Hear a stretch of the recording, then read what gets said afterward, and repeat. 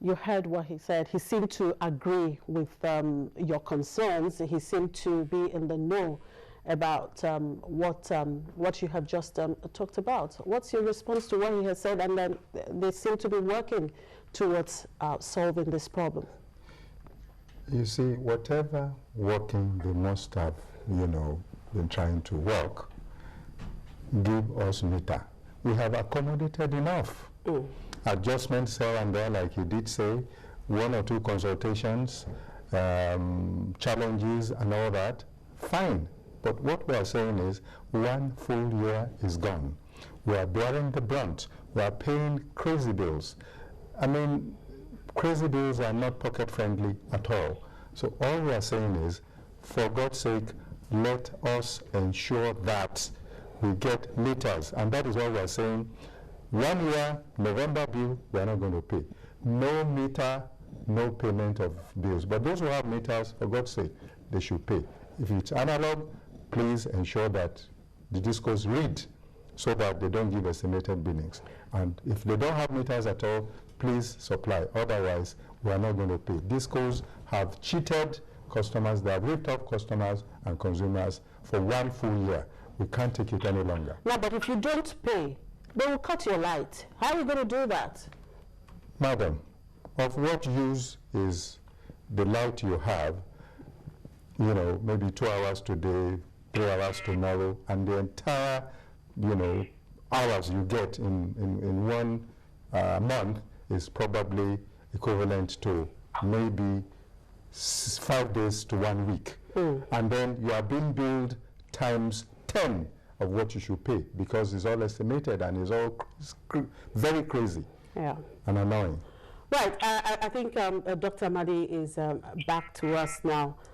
Dr. Sam Amadi, if you're hearing me, you seem to have agreed with what with the concerns of the consumers, and you say you're working on it to ensure that these discos do what they're supposed to do. But I kind of wonder, it's 1 year down the line, and these discos are not doing what they're supposed to do, and you as a regulator, why did you have to wait all this period to take action? Thank you very much. Well, you have 1 year down the line. In that 1 year, your gas supply is slumped. And we are doing, instead of doing 4,500 or 5,000, because of vandalization or other issues, we are doing 3,000. Now, what this means is never cool. It simply means, in this industry, the obligation to meter, the cost of meters is factored, and every cost, when the commission said people should not pay for meter, that ought to be part of that. It is based on the regulatory requirement. That means we are factored how much they will sell power, what sort of power they will sell, how much they need to pay salary, how much they need to do other expenses, and how much should be used for metering. We have got a code Abuja that we doing some metering. You say, when we talk about metering, these codes are not stopped metering, they are metering. But the rollout of meter is not as keeping in tandem with the gap in metering. I'm not again, it's very surprising. I was in Baltimore State, and my friend, Ogobanja, is well known to me. I went to Baltimore and I asked them, there's no the regulator for this prepaid meter. So, why are we talking? Because they said, it's not about metering really. Metering is very important. Metering is more important to the school than to the consumer, because it helps the school. Well, looking at having heard what Dr. Sam Amadi is trying to explain, and it's not as if that the regulators are just sitting and watching the discos rip off the consumers. It's just that there are other challenges, that is actually affecting perhaps some of the actions they probably would have to take. Don't you think we should be a little more patient with them? Patience, 1 year, we have been patient for 1 full year. You see, why must the consumer begin to pay for the shortfalls and losses of the discos and of the gencos? Why must the consumer be the one to suffer all these lapses and deficiencies? Once they give us meter, then if there is no light, it doesn't read. If there is light, then it continues to read.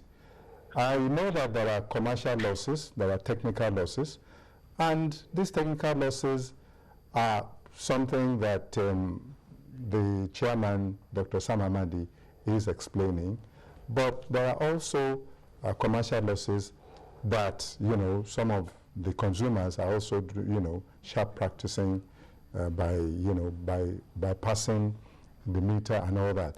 That happens. But the discos should ensure that they nip that in the bud. Deploy, engage a lot of staff to do that, so that by the time they now start reading the meter, the analog meters, like the chairman did say, Dr. Amadi also said that they haven't been, you know, doing the needful, reading the meters. So we are saying that they should be reading the meters. They should also ensure that they, you know, supervise effectively and monitor effectively, so that the commercial losses will be reduced.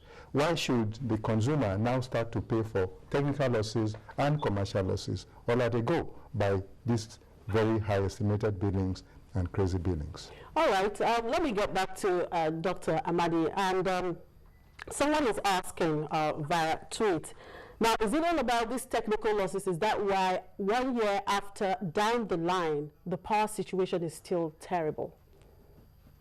Well, it depends. You know, in some areas of the country, the power situation has improved. I would admit somebody wrote to me at the Minister of Power saying that for 1 week, he has never had even a minute of power. So I don't know if some people also wrote to me, and say, that week, never had power. So, really, for the fact that everyone was considered, it's not what we are talking about.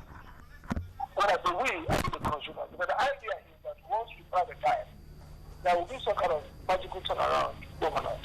But the point is this, I have to be very objective and honest to Nigerians. One is that the speaker of the government right will say, we ought not to outsource all the inefficiencies to the consumer. The reality about the energy sector, like telecom and like other sectors, is that everything comes down from the consumer. That's why the regulator insists on efficiency. So how do we do that? We are saying that we want to make the operators whole again. I will say, fine, wouldn't this your money and put it back to you? We will discount XYZ because it's not on this. I have to do this to get this. So mutual will be rolled out more aggressively in the months to come. But not at all. They need to also roll out meters that are fast, that can be slightly done to companies. Because they are also correct. If you create a new law arising from the behavior of consumers who go all out of outside, the implication of the regulator that you have to balance to cost and efficiency. One is okay, in migrating to a smart meter that are more taxes, there will be much more cost. So consumers have to pay. Or we can now say, we can allow every consumer that times, you should cut them off, and they will not be collected back and they pay penalty. So that the sanctions are both ends. We're going to sanction districts who come short of their metering plan. We make sure that metering plans are aggressive. But now, why have we done this all along? Because first and foremost, they have a problem. The problem is that we have just the correct revenue. They don't have it because of all these different factors. It's like a business. You come to a business, say, this is what I will do. But benchmark against this revenue. And somehow, because of gas, which some people are control, what is not within their control, they couldn't generate so much power and couldn't serve. So, but nevertheless, like I said, they go and Abuja, roll that meter significantly, but not good enough. I think the problem is that if this goes out to go back and read those analog meters, number one, we must begin to roll out the meters more aggressively, number two. Number three, the methodology for meter and for estimation doesn't mean that because you have one meter, you should be slammed it and don't just pay. No, because it's a methodology. You look at the cluster, you look at those who are meters and benchmark consumption. This is the same area. So what we are now doing, we are saying, consumers, complain more. And I'm happy with Dr. Ogubajo because I have on the road calling on consumer groups to organize. We've had several meetings of them, set up strong lobby. As a regulator, I'm a consumer protector, but I'm not supposed to be the first person who brings the complaint. For what NEC has been doing, we have gone out of our way and have been accused by operators as too much pro-consumer. We want an organized consumer group because they help us reinforce our sanctions. has paid for meter for 5 months. That's why I issued an order that every disco has to make sure the meter, everybody who has paid for meter within the next 4 weeks, because the rule says for 5 weeks. And we're not going out to do public hearings to collect those evidence of infraction and then punish them. In this industry, self-help is not good. The consumer should not say, I will not pay, because that will amount to, they will cut you off and will not move the sector forward. What is it? When the consumers should organize themselves and carry out, take advocacy back to regulators. And therefore, even if we are sleeping at the switchboard, the activism of the likes of Chief Ogubanja will push us, and that's what I expect. Push-pull factor. The consumer should push us, and will push the operator. And by so doing, we ramp up efficiency and customer care. We should not resort to self-help immediately. Okay, fine, I'm not going to pay or I want that transfer. No, we should say, this is where they are feeling the service delivery. Regulator, you must do something. Regulator, review the case based on the evidence and say, operator, you can do this level. This is the body of service we're expecting industry. And when you fail, this is the penalty. And all this should be done in public clear transparency. I do believe that the work of a regulator is to be open to the consumer, give the opportunity to bring their complaint, and then between the full everybody, good operator and the consumer, maximize the expectation and then punish failure. So what we expect is this public care law will across the country, as a radio, television, newspaper, we expect these groups to come physically with evidence of this infraction, and the discourse there and then will go fine. And the benefits of a fine, like, could be exemplary, excessive, in order to internalize, safeguard over the operator. In this industry, I can't be everywhere. I don't know what sites I like this in Kenya, I don't like this in Owerri.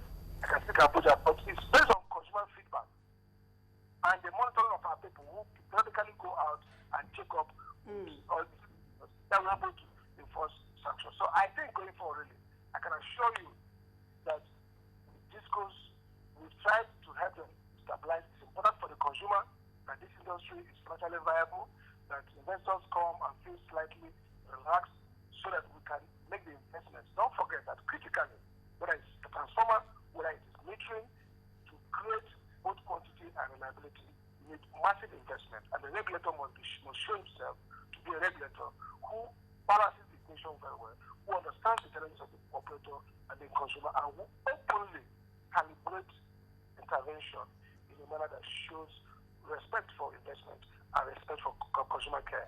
It's an art, and I think NEC is doing that very well. All right, thank you very much, Dr. Amadi. Well, we will take your words for that, and we hope that you as a regulator will, of course, do as you have just said, and the consumers will be waiting to see what next after now. Well, I get back now to you, just a quick one. We really don't have much time. You've heard him, and he has advised that you don't have to say you won't pay, well, because that's not walls. no, what but that's not going to encourage do?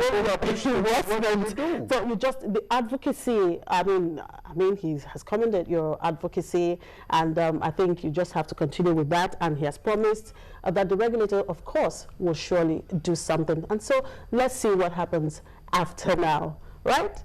Thank you very much. Well, thank you very much.